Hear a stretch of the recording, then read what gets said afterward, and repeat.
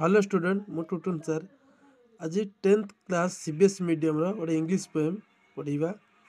Poem टीर ना है फायर एंड आइस निया और बरफ। ये राइटर होजंती Robert Frost. Let's read the poem.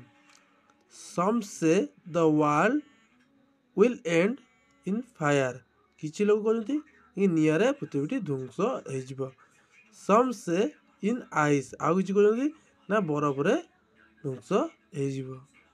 From what I have tested from Dzire. किंतु कवि एटी कहते डिजायर। डिजायर अर्थ किछि पाइबार आशा लालसा बा लोभ आकार। I hold with those favour fire. AT fire को लोभ आकार रे व्यवहार कर। फायर तो निया नुहे किसी लोकर चाहिए जमी पावर दरकार से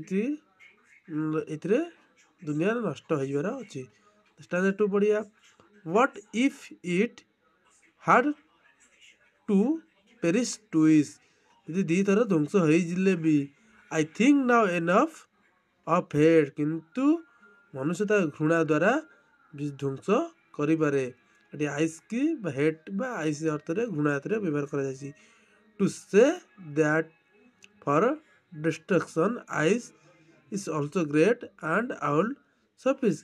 किंतु पृथ्वी ध्वंस हाँपाई किंतु मात्र यही हेट मनुष्य भर एत हेट अच्छी घृणा अच्छी कि पृथ्वी ध्वंस हाँपाई बहुत यथेष्ट एंड निहाती ये लोभ द्वारा ही पृथ्वी बहुत शीघ्र ध्वंस पाई थाए। भल लाइक कर। जय।